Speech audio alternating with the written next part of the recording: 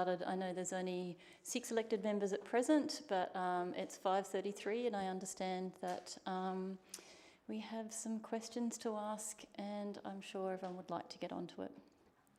I declare the Council Agenda Briefing Forum of the 16th of February 2021 held in Council Chambers at the City of Subiaco open at 5:33 p.m. I welcome staff, councillors, the media and members of the community. On behalf of the City of Subiaco, I acknowledge the Whadjuk Noongar people as the traditional custodians of this area. We recognise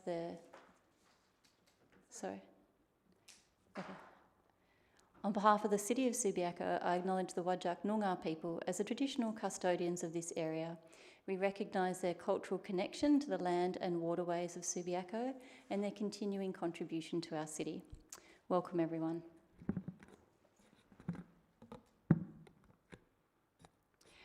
Please note, as probably everyone is becoming familiar with, this meeting is being recorded and live streamed on the City's website. By being present at this meeting, members of the public consent to the possibility that their image and voice may be live streamed to the public. Recordings will be made available on the City's YouTube channel following the meeting. I'll move to item 2, which is attendance. We have apologies from Councillor Mansfield, Councillor Davis and Councillor Rowe. Does anyone have any other apologies to share? Okay. Item 3, disclosures of interest. Are there any disclosures of interest for this evening?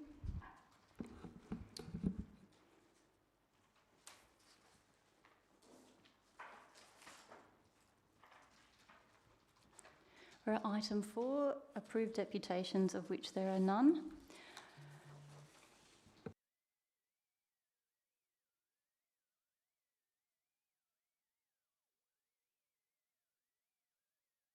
So I'll keep going till we get to the questions.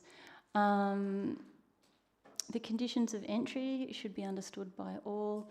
There will not be a presiding member speech this evening, so we'll get straight to officers' reports for discussion. C1. Do I have any questions on C1 from elected members? Councillor Powell? Yes, thank you, Mayor. And through you, Mayor, to staff, a query raised by a ratepayer in my area. It is essentially, why is one side of Onslow Road, the northern side, a transition area, given protections under the proposed LPS2, and the southern side, which is, I think, local centre, not given any protections?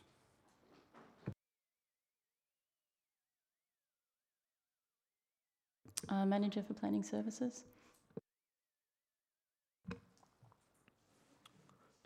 Thank you, and through you, Mayor Taylor. Both the northern and southern sides of Onslow Road are considered as density increase and or interface transition areas under the sub-precincts in the local planning policy. So is it correct, though, that the south side is a local centre? So does it achieve the same protections as on the northern side, which is, I believe, a transition zone? Thank you, and through you, Mayor Taylor. I think as described in the report, the local centre planning provisions are in the local planning scheme. Now, the local planning policies which have been prepared can't actually change those provisions and the setbacks and the controls in the local planning scheme. They only apply to residential land.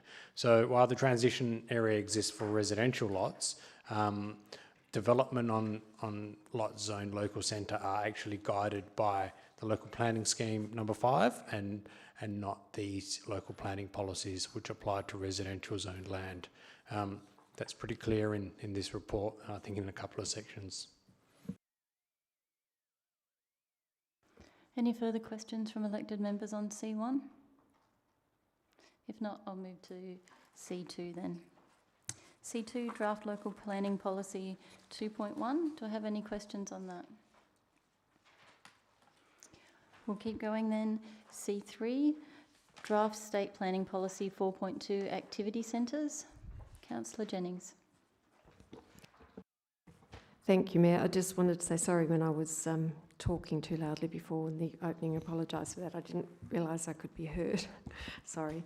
My question is, in one of the proposed amendments or one of the proposed provisions of the policy, state planning policy, is to increase the walkable distance, I think it is, for activity centres from 400 metres to 800 metres. Sorry, I haven't got the attachment open. This is just from memory.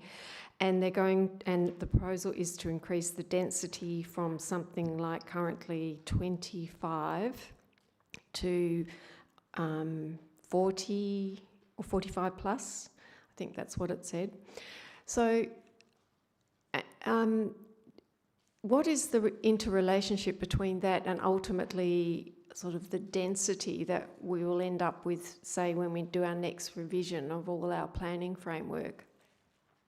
Thinking that these high-level policies, that means it's going to have a lot more density in a much bigger area than our current activity centre. Potentially, I'm not quite sure what the dimensions of our, the city centre is. Anyway, could you just address that? Thank you. Is it going to result in an uplift of density somehow by stealth? Thank you, and through you, Mayor Taylor, in considering that provision and the changes, we shared your concern.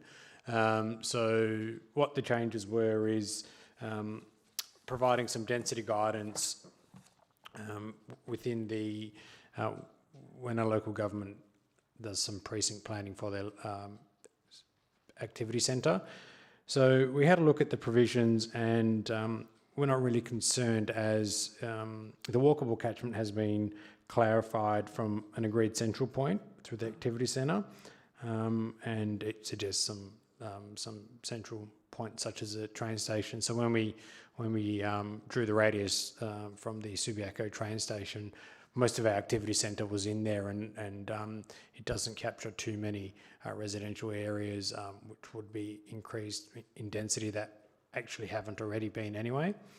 The minimum and desirable density in there currently is minimum 25, desirable 35. Now, to actually translate that into a residential density code, it's about 2 to 3 times that number. So that's anywhere from R50 to R80, R100, and we already provide for that within the activity centre. So in preparing that, the city it has a contemporary framework. It has significant justification to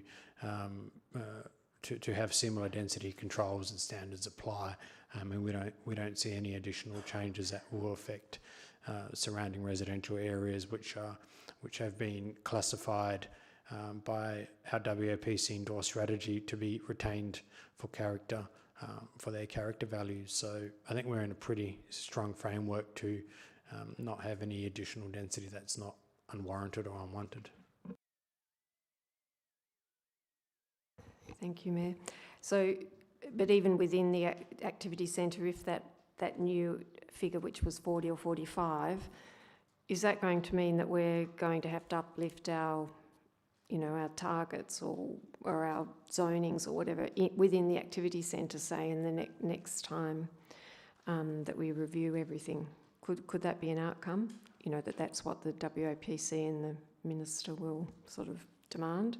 I guess if it's in there, but that's why I'm not sure that we should be assenting to that now. We should be objecting because we're already meeting our our density targets and some with our current zonings, etc. Thanks. Thank you, and through you, Mayor Taylor. If you look at our activity centre plan, it includes a range of densities from existing densities from about R50 to R100 and plus. So, we already exceed that R25 and R35 in any event. So that's why I think it will have minimal impact on us when we're reviewing it in the future. Yep. Councillor Hammersley, did you have your hand up? Yep. I was just wondering what is intended to be conveyed by the first resolution that is proposed. That is that City of Subiaco supports draft planning policy 4.2 in principle.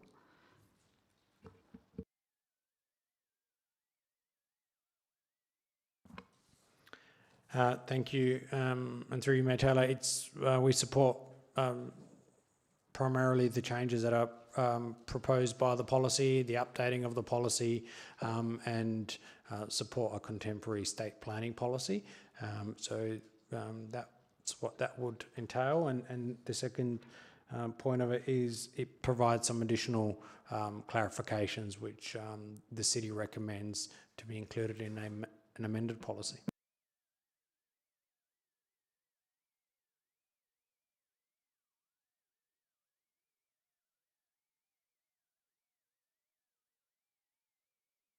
Any further questions on C3? We'll move then to C4, proposed amendment to State Heritage Register entry for Godfrey House. Any questions on C4? C5, draft local heritage survey of the Triangle Precinct. Any questions on C5? C6, endorsement of bike plan. Any questions, councillors? Councillor Powell. Thank you, Mayor. The recommendation, parking caps should be considered for secondary centres in accordance with the guidance. Could staff please outline a little bit further the reasons behind that and what the intention is and what effect it would have? Thank you. Director for Technical Services. Yeah, and I was just thinking if you'd like to introduce the officer who is assisting. Thank you, and through you, Mayor Taylor.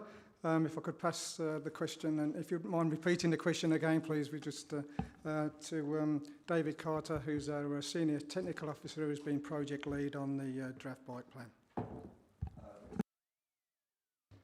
Yes, certainly. It's the recommendation on page 28 of the agenda, a little bit more of an explanation about the reduction of parking, the recommended reduction of parking in activity centres. Thank you. Councillor Powell, could you just confirm the page number? I've got the C6 starting on page 41, so I'm just checking if I'm hearing you correctly, if it's the attachment or if I'm mixing it up with something else. At the moment, well, I'm looking at page 28 of the for the agenda for the briefing forum. So, and it's the recommendation.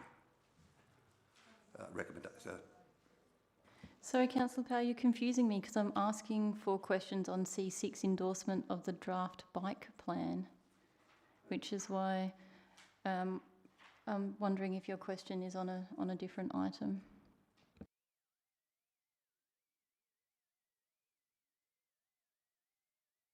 Yes, sorry, Mayor, it was. So, and it was, hold on, C3. So, yeah.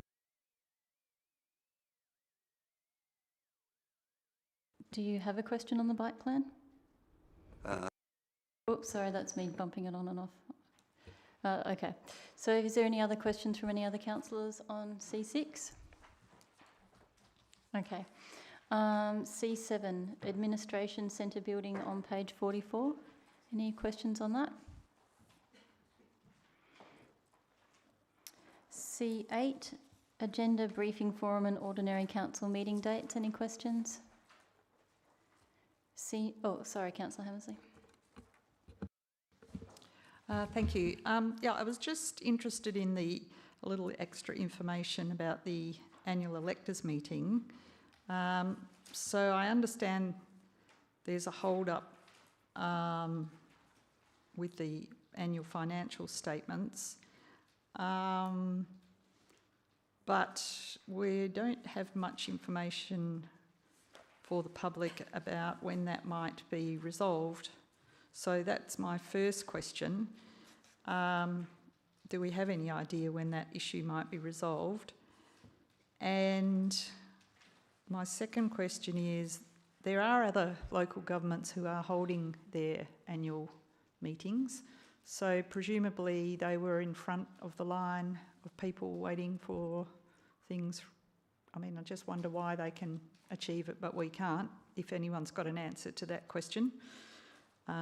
So, for example, Town of East Fremantle's having a meeting on the 21st of Feb, annual meeting, and their annual report has been published. So just those two questions, and then also it mentions that we do have to hold it within 56 days, and that's the maximum, but do we have a policy or an intention to do it quicker than that? Thank you. Director Corporate Services, I'm hoping you got all three of those. Through you, Mayor Taylor. In relation to the city's financial audits, we don't have a date yet in terms of when the external auditors and the Office of the Auditor General will sign off on the city's financials. We are having a meeting with them soon, and hopefully we'll have an update from that, and we might be able to provide some additional information at that point in time. In relation to other councils, yes, so the process is with all local governments now being audited by the Office of the Auditor General is depending on who their audit firms are and when they started the audits and the complexity of their audits. They all go through, and effectively as the Office of the Auditor General, they've got to do the final sign-off, sign them off, then those financials will come back to the relevant council. They'll go through their audit committee and get endorsed by the council, as in the annual report, and then the trigger is from the annual report to then set the annual electors meeting to be able to present that annual report for. So there will be some councils that still are waiting like us. Others, I think there was a couple that were actually done before the end of December, so before Christmas, and then there's some that obviously are happening in February, and I assume there'll be some that'll happen in March. In terms of the final question, as soon as we've got our financials and can close out the annual report, which is the second document that goes with the financials, we have to schedule a audit meeting, so we're hoping that that would line up with our next audit meeting, but we might have to have a special audit meeting. From the audit committee, it then would come through to council, and then we would be scheduling the AGM at an appropriate time that we can within that time period that we're required to do it. Thank you. Councillor Stroud? Thanks for that explanation, but it's not clear to me, have we actually submitted our financial statements for the Auditor General? And are they sort of just sitting there waiting in a queue? Thank you. Or are we yet to submit them? Through you, Mayor Taylor. No, we've submitted our financials to the our external auditors and the Office of the Auditor General. They then work together to close them off. And as I said, it's the Office of the Auditor General that has to actually do the final sign-off in terms of the annual financial accounts. So what is it, the Auditor General that's sort of dragging the chain a bit here? Is that what it means? Because we just seem to really be out of timing. So is that the explanation, that there's a hold-up with the Auditor General? Through you, Mayor Taylor. I think there was a backlog in terms of financial audits with the external auditors for all local governments, because there was changes to the financial regs late last year, and they needed to be effectively taken into account and the financials adjusted for those changes in the regulations. So I think that put all the external auditors for all local government councils and the Office of the Auditor Generals on the back foot. We had to then go through and assess the impacts of those changes to the regulations, make appropriate changes to our financials, and then it was a matter in terms of working those through with the external auditors, getting them in a position where both the city and the external auditors are comfortable with how we've actually addressed those matters and required changes. And then working with the Office of the Auditor General. What happened last year is that we basically got to the end of December and offices, various departments close up, and so then we've had to wait for them coming back.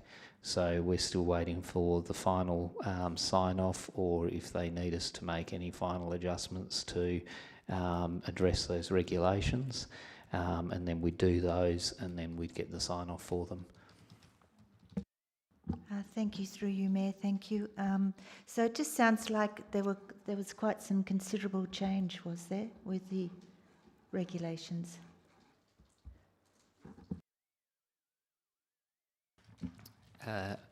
My brief summary will be that the substantial one that we had to take into consideration was recognition of our land and investment assets.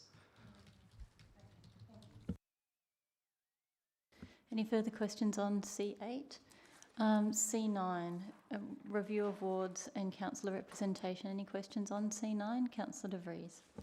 Yeah, this through you, Mayor Taylor. This is for the Manager for Finance and Governance Services. Just, I know that with this process we've had a lot of discussion, but can you just remind me why we chose to ask, or why did Catalyse choose to ask for opt-in when we're not going to consider that in our final decision making? Just a reminder about what our reasons were, and I understand it's from the data it doesn't work and it's not supposedly very reliable, but why did we choose to include it in the first place? I just need a reminder if that's possible, or do we know that, why we did that?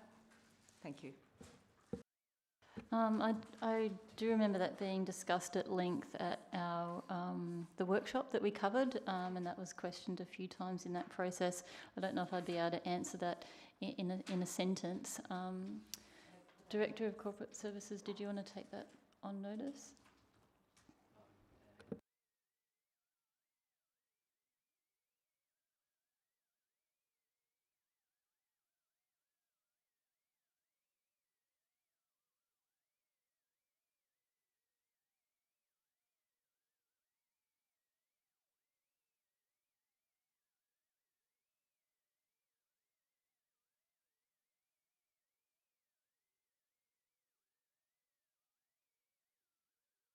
Well, perhaps I can help out here. The Act provides that we must provide public notice for submissions for anyone to make a submission.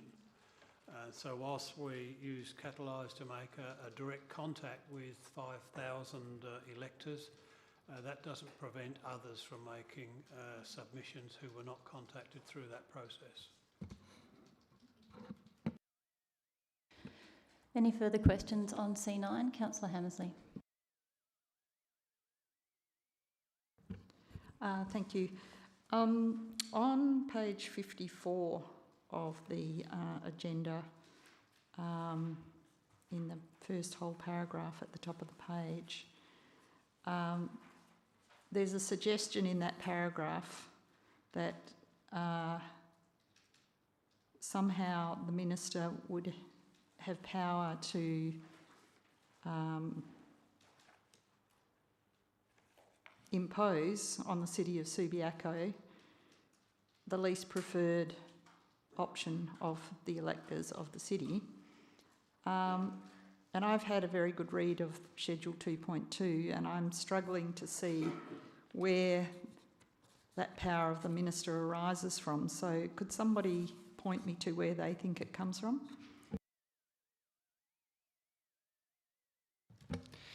Through you, Mayor Taylor. What we were issued from the LGAB was effectively a notice under Clause 6, Part 3. A local government is to carry out a review described in Subclause 1 or 2 at any time where the advisory board requires a local government in writing to do so. So that was actually the notification that we received from the LJB, and initially we were meant to do that review by October, but of course we then had the issues with COVID and it got extended, and then it's been extended to this date being February. In relation to Clause 10,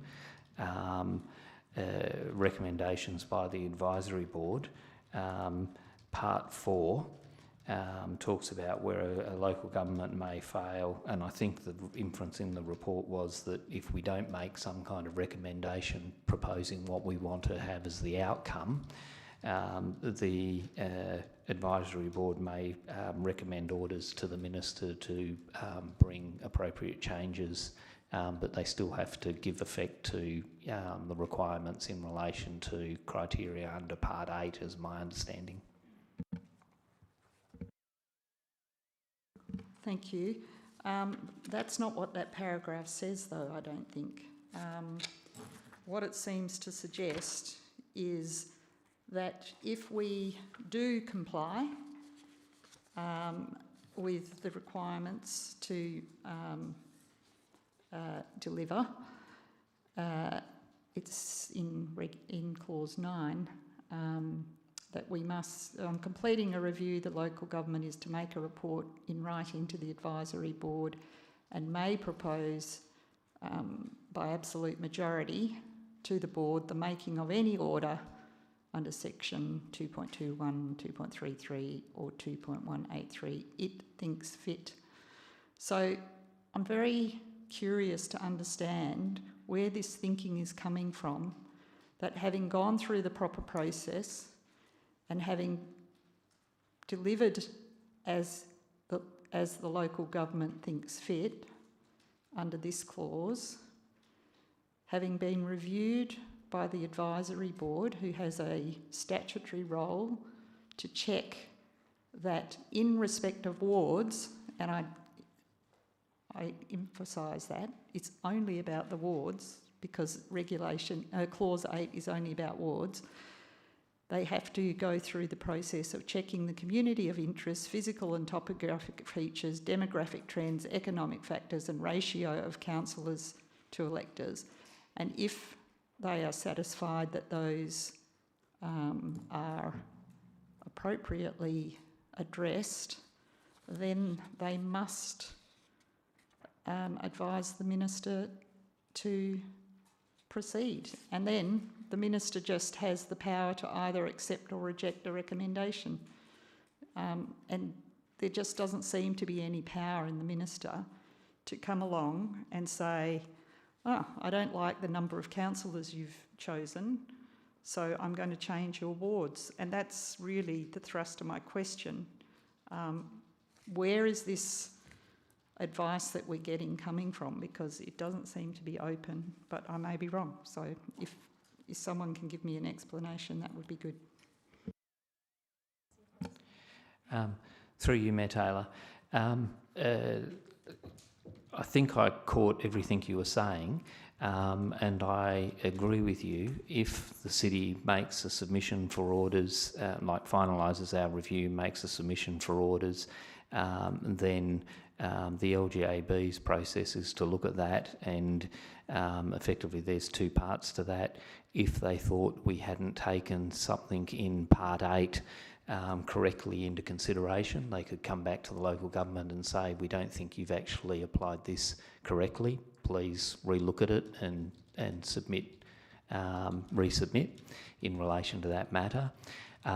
If we then say we did put something back in but they still didn't think that we had got that right, then they could, in relation to that matter, recommend a change to the order, but that would be only a change in relation to that through the Minister, and the Minister only has the right to then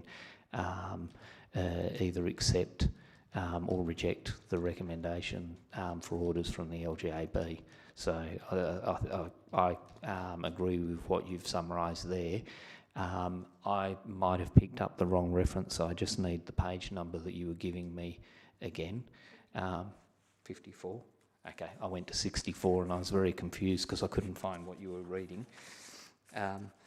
I'll need to just have a look at that. The comment I was making, which was in relation to clause 10, which is what I think that might relate to, but I'll just need to read it and I'll come back to you and take that on notice, was in relation to where I was saying where we don't, if we didn't comply with their requirement to do the review and make a resolution and request orders to be drawn under 10.4, the LJB then can deal with the matter, is my understanding of how it reads. And that was what I was referencing.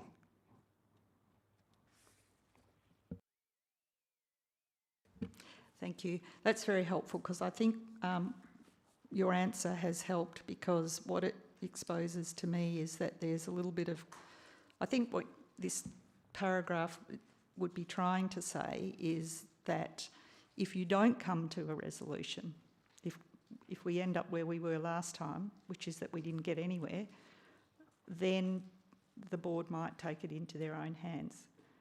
I think it's important that that's made a little, perhaps might be helpful if that's made clearer, because we have seen in the past suggestions made that, oh, if you don't do this, then this, big thing's going to come down on your head. If we complete the process, I think it's fair enough to say that the integrity of the process, its examination, is quite limited. The advisory board will look at our wards and will make sure that those wards fit those 5 criteria.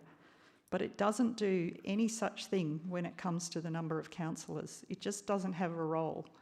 So really, the responsibility for choosing the number of councillors is with this council. And of course, it is compelled by the legislation to take into account any submission that it receives. So I think... I'm just wondering if we're getting to a question, because it sounds like you're starting to advocate.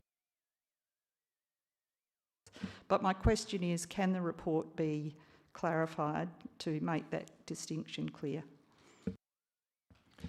Through you, Mayor Taylor, like I understand your comments, because the paragraph leads on from the paragraph above, which was talking about the last sentence in terms of meeting the deadline by the 28th of February, and then follows on. But I take your point that it doesn't read well in terms of the context that it's trying to highlight if we don't make a submission.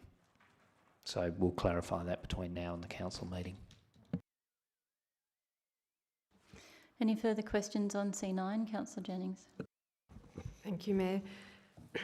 I'd just like to understand when the submission, should council come to it, well, even if we don't, a submission is probably going to be made, but if council comes to a decision about, wards and changing things, what form will the submission take? And specifically, are we forwarding, like, the officer's recommendation? Is that going to be part of the package? Or I'd just like to understand that, because if council comes to a different decision than what than what's been recommended, I think that the officer's recommendation is strongly in favour of, obviously, what's trying to support the recommendation. So that would not be an appropriate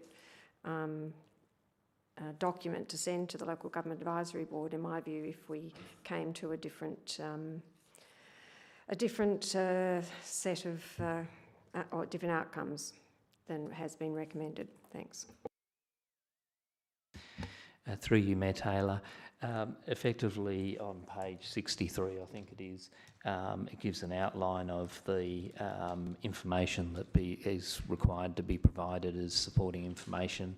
This report that does have the officer recommendation in it, but would then have whatever council's final decision, which might be consistent with the officer's recommendation, might be something different, all goes through to the advisory board. But it's clear for them in terms of we have to do the statutory forms as well of what the recommendation is and what council is asking for. But all of the information has to go through to them. Otherwise, they wouldn't be able to assess to see if the council's actually applied the criteria under Section 8 correctly to form their view of have we asked for orders that are appropriate. So, but it's required, and we've had that advice previously in relation to the last ward review, where council actually made no recommendation because we didn't carry anything by an absolute majority, and we got advice outlining what was required to actually be submitted to the department, and it was quite clear. Further questions on C9? We'll move then to C10, donation to the Bushfire appeal. Any questions on that? Councillor Hammersley. Thank you.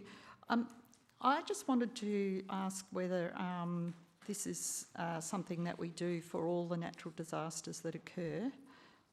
Is it something that City of Subiaco commonly does?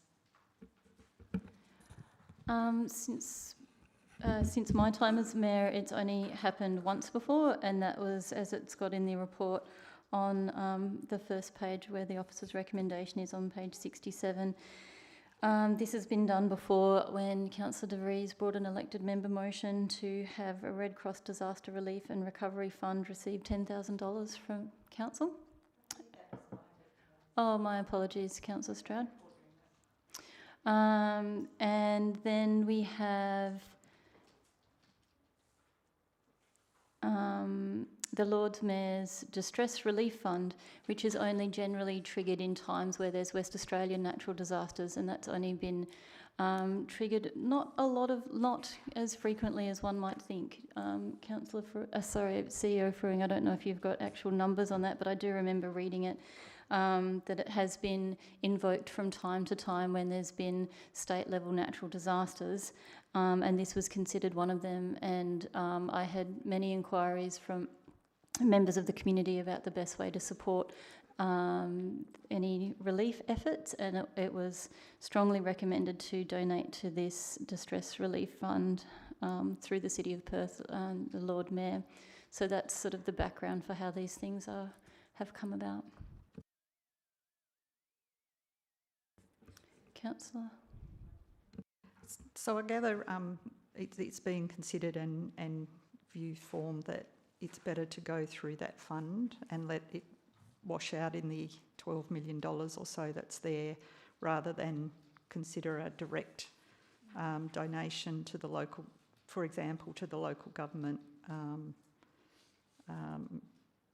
I don't know enough about, how these things work, so that it's just... Well, I can perhaps, if I just continue reading from the officer's report, the cost of Councillor Stroud, I couldn't quite hear if you were interjecting. Were you speaking there? Was Mayor, because I believe we read the report. Councillor Stroud, if I'm answering a question, then it's not your job to determine whether I can answer it or not. Thanks very much. The fund costs of administering it are covered by the City of Perth, so it's considered a very efficient way of donating money. This is what the officers, this is an officer's report on the most efficient way to do it. If we are looking as a council to donate money to the bushfire effort, then I think that this is a more than appropriate way, but maybe councillors don't agree with me, and that's why it's coming to council, so council can vote whether they would like to be part of this disaster relief fund or not. Any? I think it's fine. Did you have further questions, Councillor Hammersley? Thank you. Any other questions on C10? C11, appointment of complaints officer and approval of complaints form. Councillor Powell. Yes, thank you, Mayor, and through you, Mayor. On page 71, there's reference to the model code of conduct, and on the other hand, the rule of conduct. Could staff please explain the difference between the two? Thank you.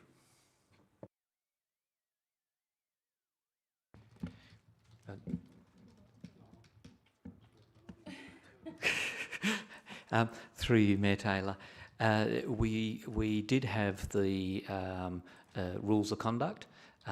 With this new regulation coming into effect in relation to the code of conduct, what the government has done is they've taken the key parts out of the rules of conduct and incorporated them into the code of conduct, is my understanding, and then they've gazetted that those regulations, and effectively that the new model code of conduct has come into effect. So it applies now until such time as the council considers that model code of conduct, and if they want to make some additions to it, council can do that and resolve to accordingly.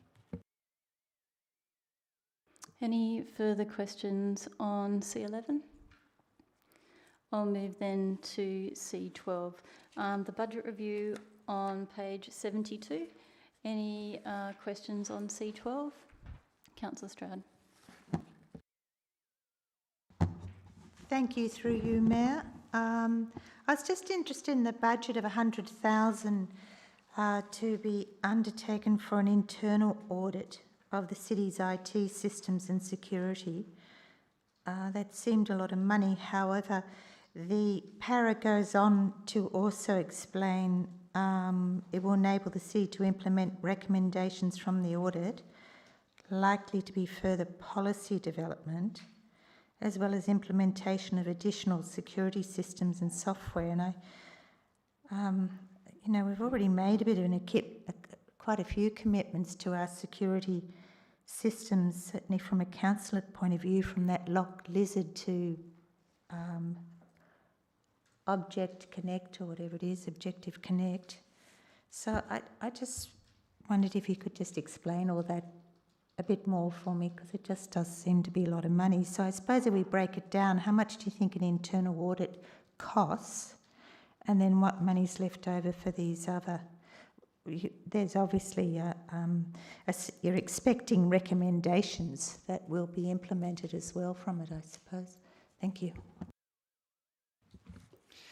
Through you, Mayor Taylor.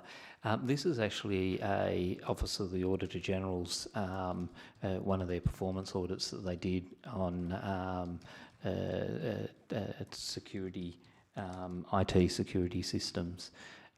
So they've issued that report. We weren't a council that was part of the selected councils to participate in that audit, but what they've come out with is their recommendations in terms of what local governments have to do to upgrade their systems. So this is talking about ensuring that we've actually got our secure firewalls and all of those things in terms of our network infrastructure. It's it does pick up things like securing documents. So, for example, the one you referenced where we lock lizard our documents, one of the key reasons for that for the city is that means that those documents are encrypted and only the person that we're sending them to has access to them.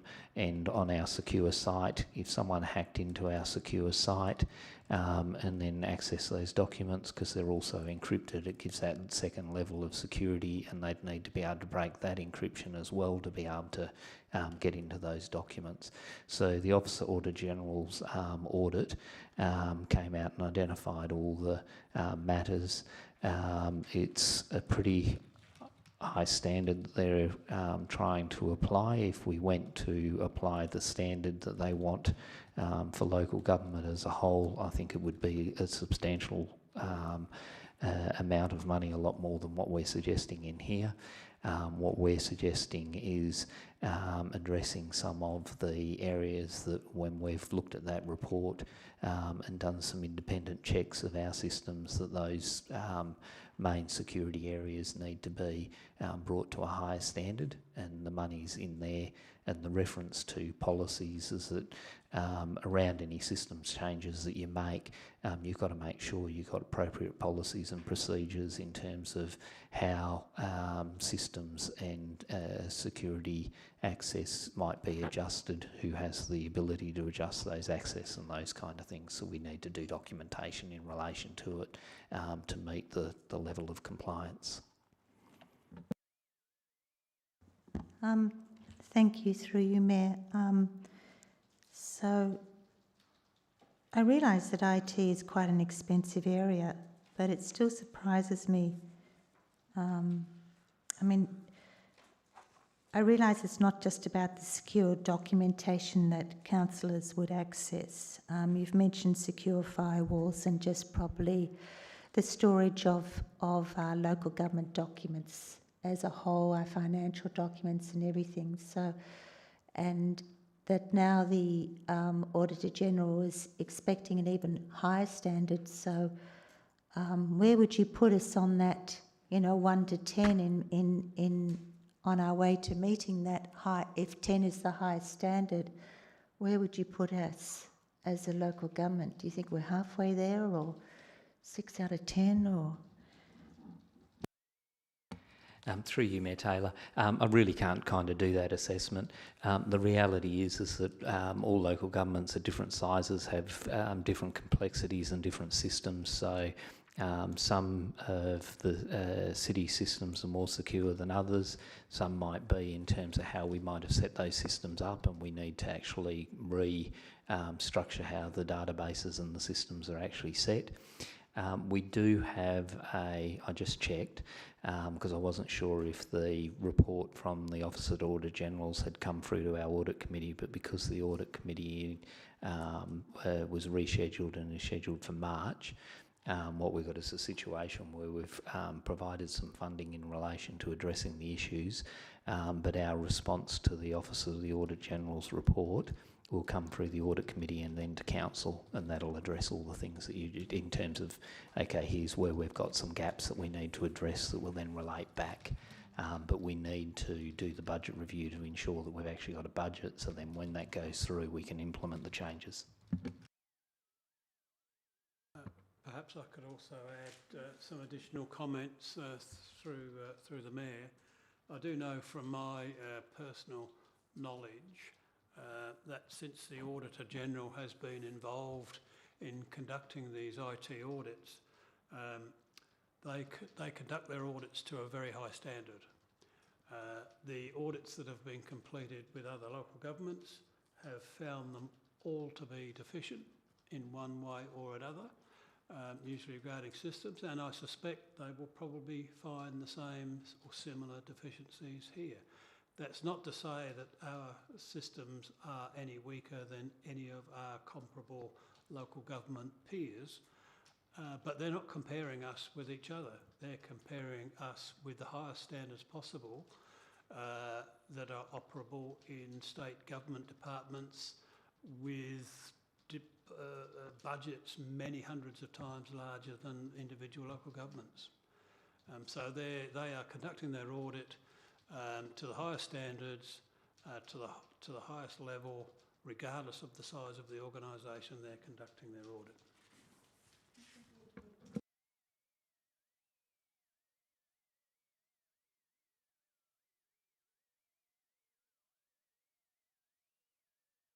So any further questions on C12? Councillor McMullen. Can we please have a bit more information about the lighting upgrades at Market Square? I note they're described as lighting replacement upgrades as costs to replace bulbs has increased. Presumably it's not just the replacement of light bulbs, but there's some upgrades to the actual infrastructure associated with the globes. Maybe we can just have a bit of information about where the $190,000 would be going. Thank you. Director Millard. Through you, Mayor Taylor. That's correct. It's not bulbs as such. I think we need to reword what's there. It's actually total replacement of all the wiring, all the light poles and new LED fittings throughout the park. Further questions on C12? I'll move to C13 then. Financial statements and reports for the month ending 30th of November. Any questions? C14. Financial statements and reports for the month ending 31st of December. C15. Recruitment of the Chief Executive Officer. Any questions on C15? Councillor Stroud. I'm just wondering here whether we should be going behind closed doors, Mayor. This is a bit of a thought on the hop, but if we have any questions to ask about the contract, I would have thought that was a confidential matter, and to seek your guidance on that. Thank you. Do you have any questions on the contract?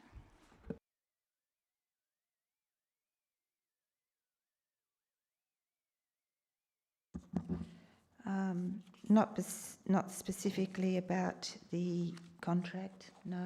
Maybe I'd assumed somebody else was. We were talking about it today. I thought maybe somebody did. Okay. Thank you. Okay.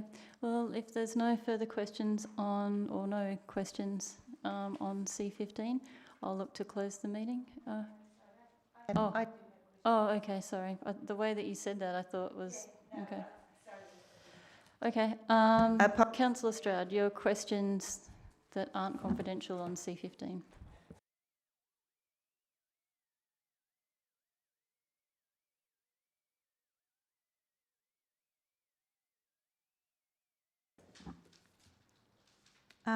Yes, thank you, through you, Mayor. I don't know whether they're questions or not, in the sense that I still have, well, I have some issues with some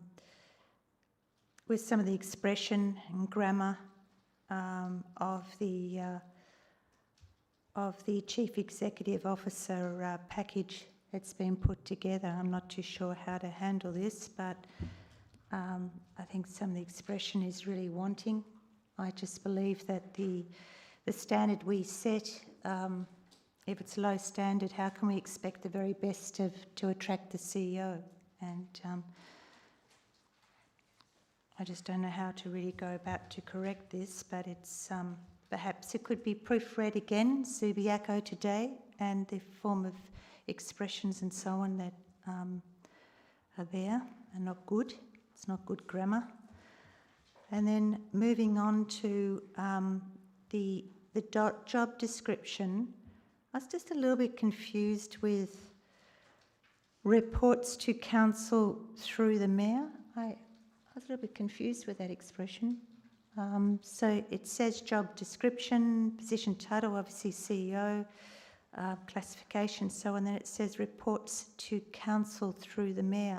I just would have thought, of course, if the CEO has a very important role to liaise with the mayor, but I thought the role would just be to report to council, full stop.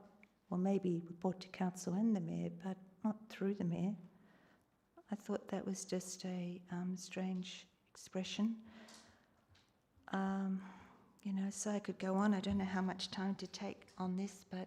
Well, I guess if you've got specific questions that staff can answer, if you're looking to reword it, then perhaps that's a... I don't know if it changes the officer's recommendation, but that might be a different process. But I guess tonight what we're looking for is either clarifications or questions that staff can assist with in order to be prepared to make decisions next Tuesday. So do you have a question that you want to raise specifically around the wording problems that you've observed? Thank you, through you, Mayor. Would it be possible that they could proofread again? For example, quite often where it refers to organisation, it should be actually organisational. That's just a small, but it's poor grammar. I could waste our time picking out quite a few things, but I think basically, is it possible to improve the script again, please? I also... so the CEO says he can reread that. Did you want to make any other comments, CEO? Through the chair, obviously we'd be interested to see what comments you have, and then we could respond to them individually and take them on board. That might be the easiest way of dealing with it. So if you could pass them. Yeah, I think that's email. Look, I think, sorry, the CEO I think was saying if you could email them rather than read them out now, perhaps that would be the most efficient. I would appreciate that. Can I be given some sort of, I don't know if I could use my tools with this to correct it.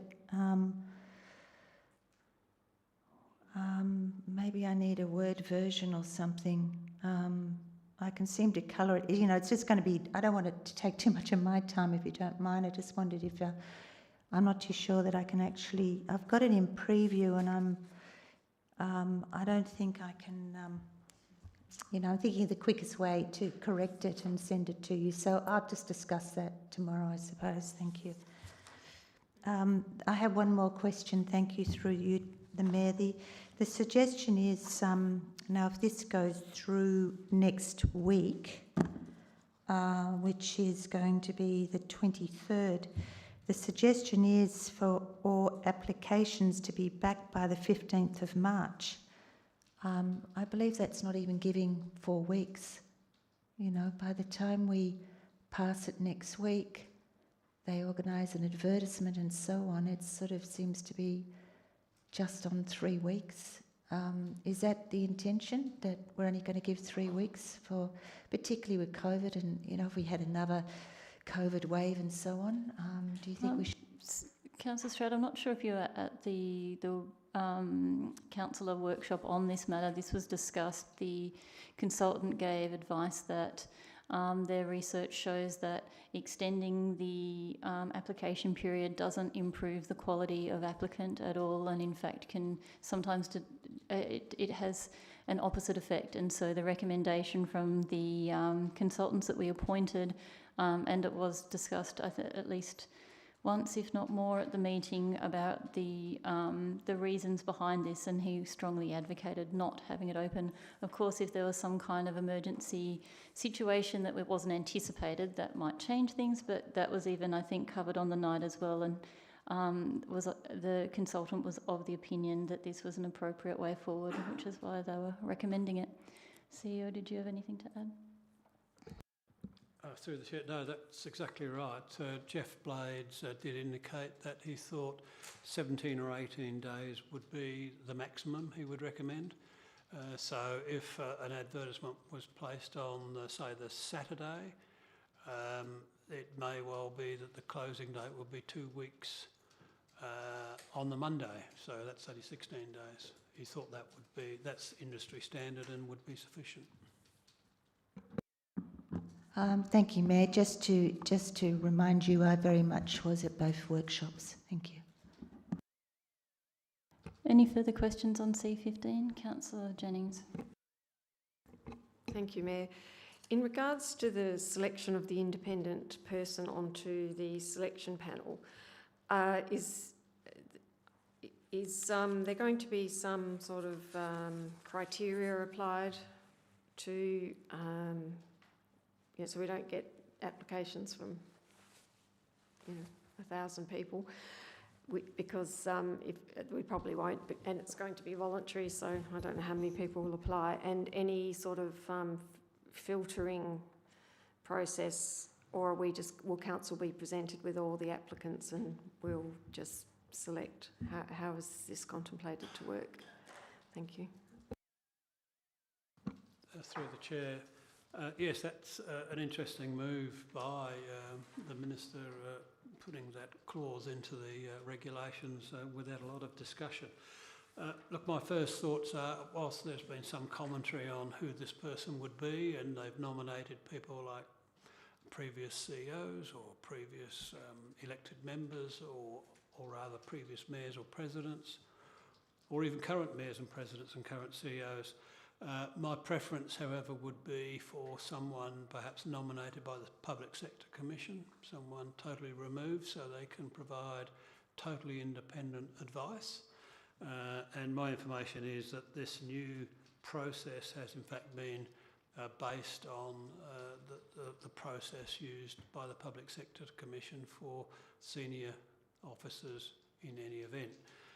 So my current thought is, although I haven't finally concluded how I should go about this, but to recommend to the Council that we ask the Public Sector Commissioner to nominate someone totally independent to sit on the review panel. But it's not my intention to advertise this publicly. I think that would be a nightmare.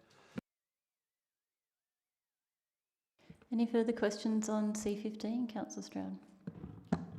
Yes, it does seem to be a peculiar idea to have an independent person who is not the recruitment officer or the how's it? Not a, and not even or the human resources person. You would have thought that might have been a useful tool. And then it even says they don't even necessarily have to have any experience with CEO recruitment. It does seem to be a very strange position to take. So perhaps the Public Sector Commission would be a good place to start, because the other issue involved here is that we are dealing with very much a confidential matter, and so that wouldn't be appropriate, I believe, for anyone else really, a resident or ratepayer or business person or whatever. So, okay, that's probably a good place to start. Thank you, CEO. Councillor Jennings. Thank you, Mayor. I think in the draft documents that were discussed last time at the workshop, there was a job ad, but is one of the documents in the pack, have I missed that, the job ad itself, or that is that first page of attachment 1, which starts with, it's got the crest of Subiaco and it's PDF page 427 of the attachments. Is that the job ad, or is that just in the information pack? That first page through the chair is part of the information pack. It wasn't my intention to put the job advert to council for approval. That would be a most unusual move. Further questions on C15? Councillor Hammersley. I might be misremembering, but I thought we did see a draft of the job advertisement that was proposed and we didn't like it. So I think we asked that it be reworked, and I thought that we did convey a view that these reworked documents would all come back, but maybe I'm misremembering. Through the chair, yes, the job advertisement was definitely put before the council as a draft document at one of the briefings. The document you didn't like was the candidate's information pack and the background information and history, which has been substantially changed. Any further questions on C15?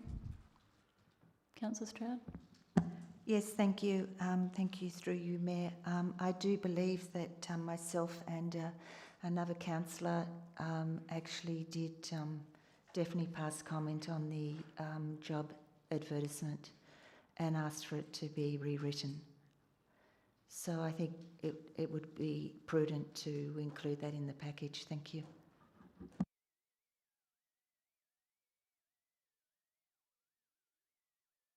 Any further questions on C15? If not, I'll call the meeting to a close then. I'll declare the City of Subiaco Council Agenda Briefing Forum of the 16th of February 2021 closed at 6:36 p.m. Thank you, everyone.